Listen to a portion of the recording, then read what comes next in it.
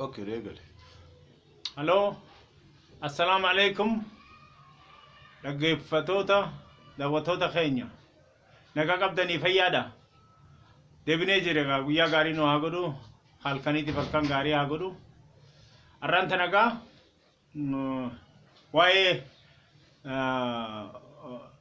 murtii uummanni Sidaama Kililii taana jedhanii Dabuub irraa banii har'aan tana mootummaa jiddugaleessatii fi ifatti mootummaa jiddugaleessatiinis warra Dabuubitiin hundumaanuu ifatti beekame waan ta'eef jecha baga gammanne naan uummata Sidaamatiin. Uummanni Sidaamaa kun uummata warra Huushee jechuudha. Uummanni Sidaamaa kun uummata jabaa qabsoota keessatti qooda guddaa fudhate jechuudha.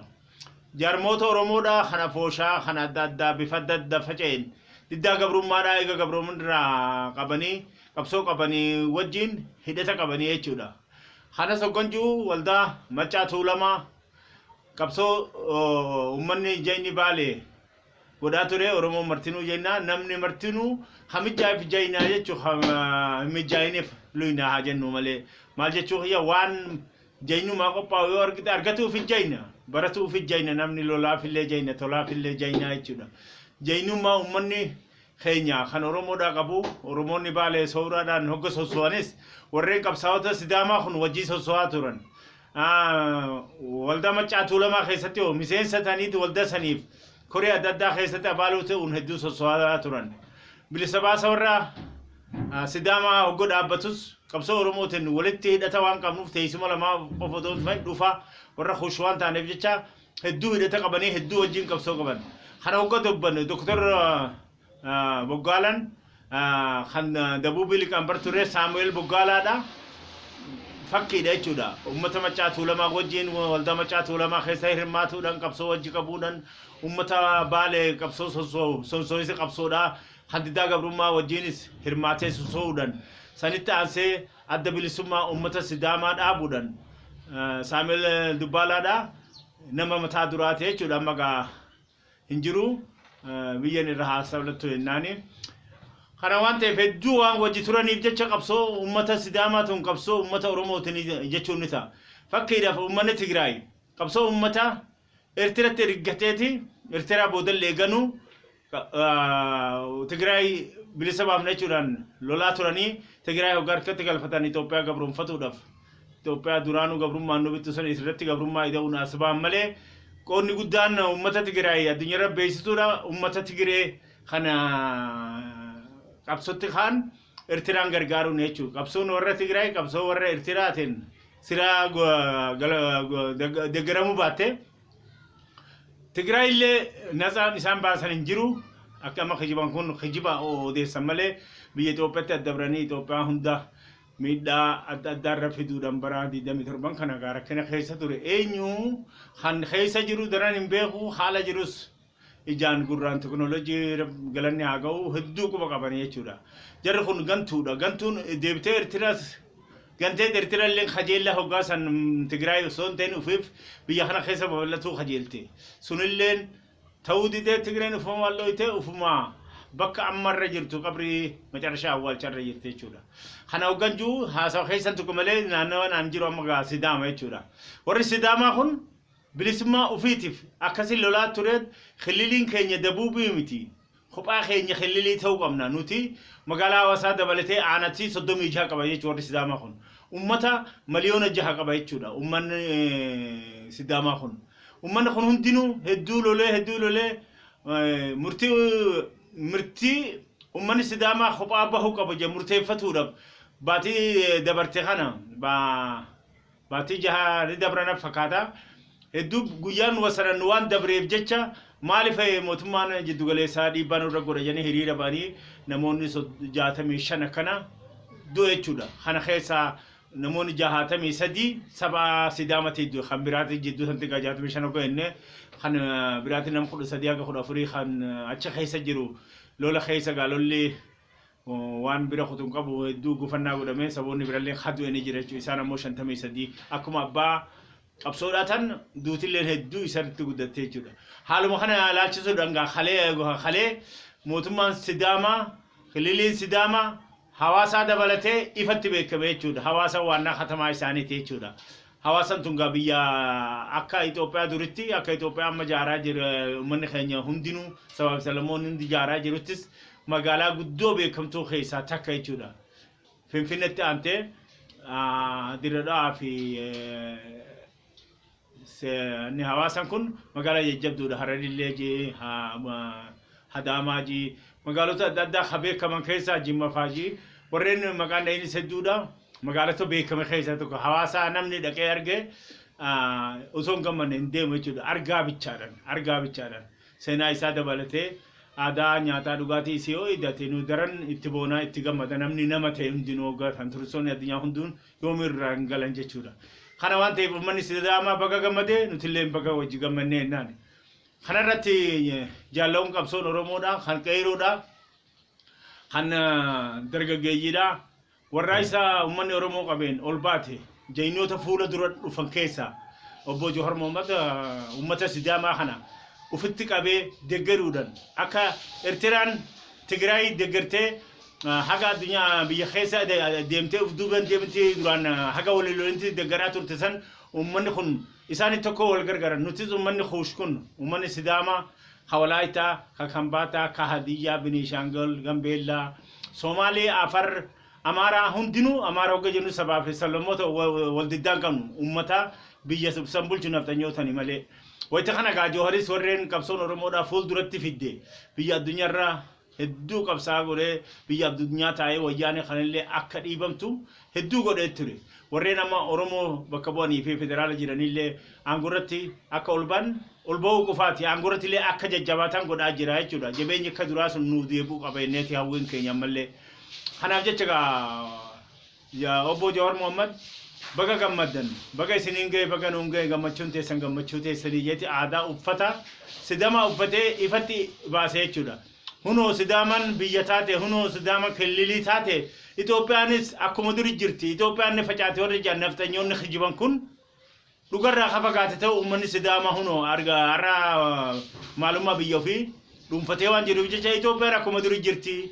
Kililiin takka yoo beekamte kililiin takka yoo biyyi isii beekameef naftanyoonni akka duritti bituu waan fedhaniif jecha hedduu rifatan.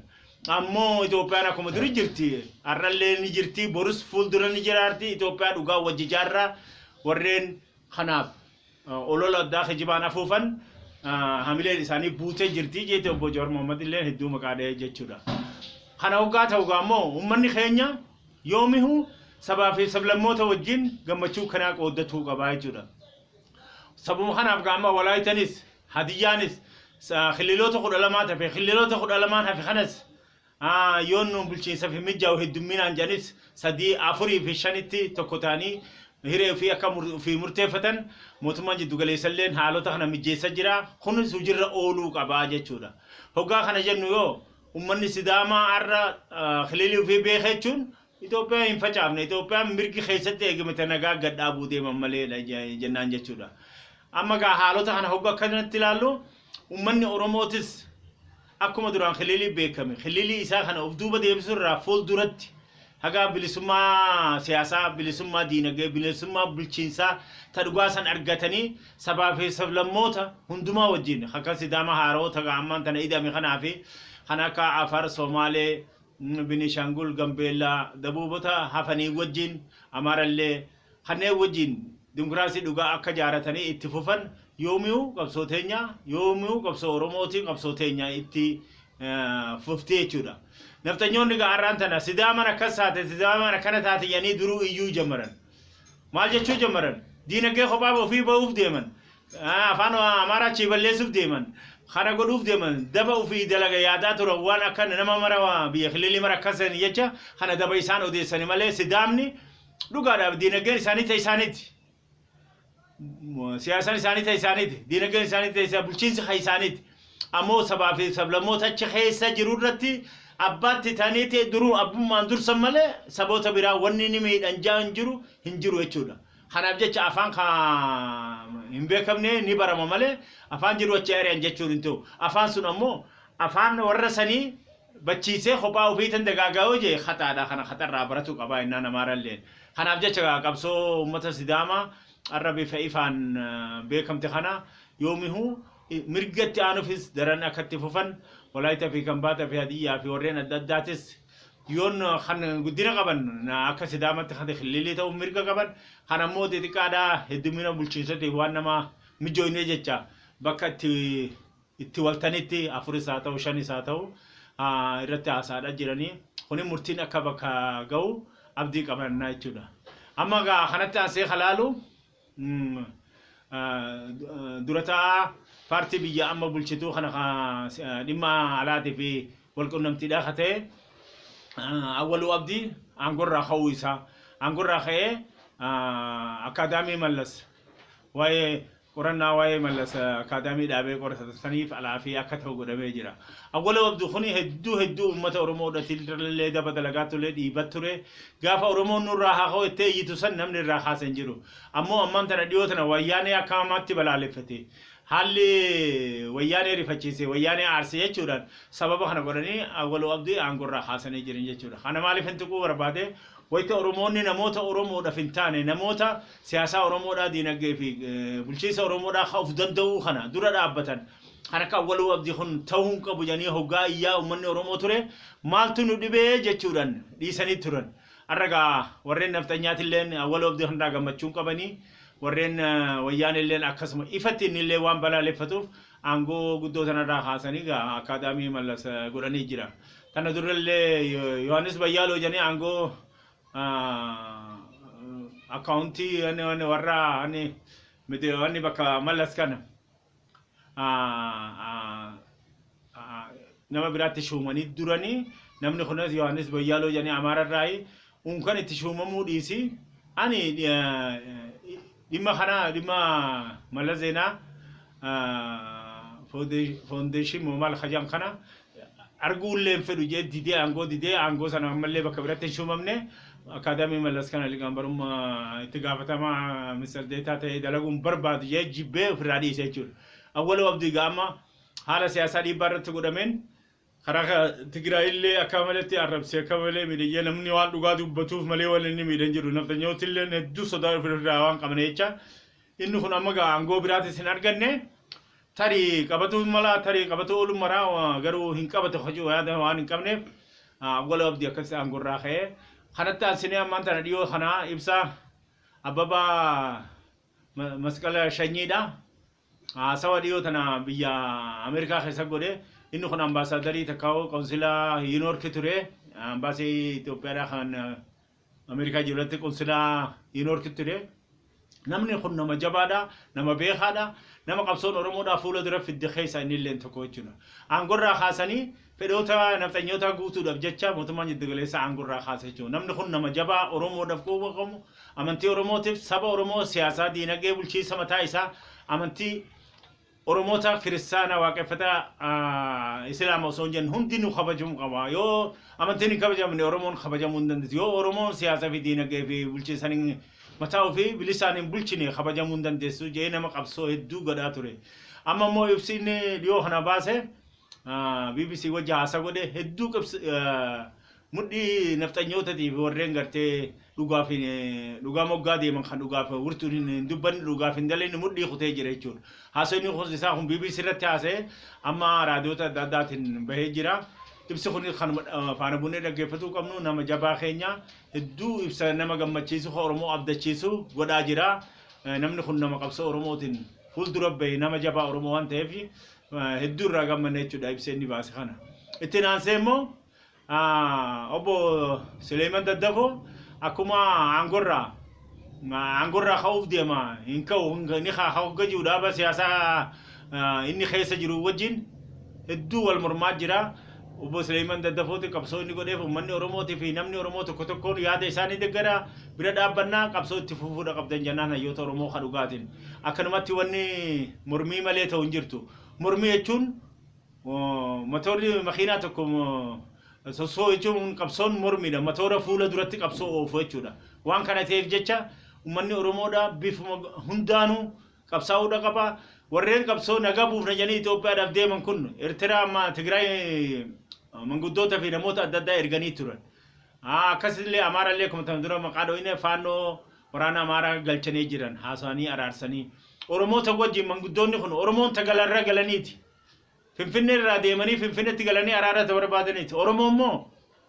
ifatti wajjin haasanii manguddoonni dhaaba oromoo jidduu haasaw godhu mangistii fi dhaaba oromoo jidduu haasaw godhu furmaanni oromoo huyyoon argamin amaaraa fi tigiree wajji araaramanii mirga oromoo dhiibna jedhanii kajeeluun manaabaa ennaan manaamni kulilleen gariin kan dhugaa ta'uu jira kan dharaati jira ammoo isaan poolisiin isaan oofantun tanoo kan biraa araarfannee waraana amaaraa galchine amaaraa fi tigiree fi amaaraa araarfannee mootummaa jiddu galeessaa jiraanna hajaan kun oromoo maletti hundinuu wanni wal diduufu dhimma oromooti maal jechuu kiyya sila diinagdeen oromoodhaaf badhaatuun akkanaatu jiruu baate salaa ummanni guddaan humna siyaasaa biyyaa humna diinagdee biyyaa humna bulchiinsa biyyaa ta'e kun jiraachuu baate namni abbaa kanaa jiru hin jiru jechuudha kana waan ta'eef jecha oromoo yoo jabaannee siyaasaa teenya faana buunee dhugaa fi dhara adda baafannee qabsaa'uu qabna waan oromoo irraan tahin akkanumatti araara buufna ka oromoo kana dhiibna kajaayyoo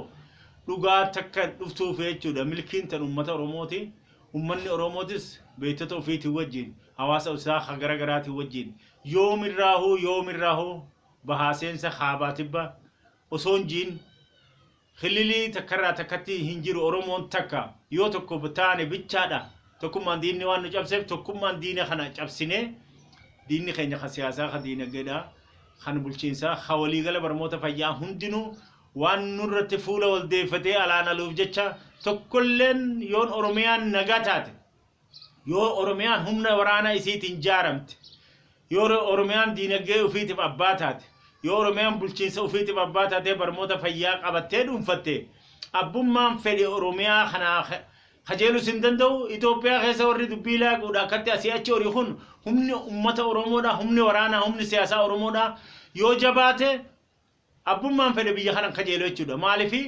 ummata oromoodhaaf waraanni oromoodha abdiidha ummata diinateef ammoo abdii murannaa waan ta'eef jecha humni waraana keenya jabaatuu qaba ammallee jabaatuu qaba kun dantuma Itoophiyaa eeguuf jechaa'u kanaaf jecha gaa sabaa fi sablammoota hundaan siyaasa fi diinagdee fi bulchiinsa fi waliigalatti wajjin waltaanee tokkummaan jiraachuu feena waraana namni jaalatuu jaa hoggu hunda nama nagaa jaalatuu jaa namni waraanan gurmaa'ee taa'u hoggu hundaa diinaf waan qophaa'ee ta'uuf jecha nageenyi isaa waaraadhaa jaa kana jechuu kiyya malee waraana gurmeeffannee oromoo waraana banteechuu miti waraana mataa keenya kan eegu qabaannee biyya oromoo bal'ina isii hawaasa oromoo guddaa kanaaf waraana isa barbaachisu yoo qabaannee nuti teenye eenyumaahu Tigray dhaqe Amaaraa dhaqe Naftanyaa Amaaraa dhaqe tokkolleen kan kajeelin jiru yoo nuti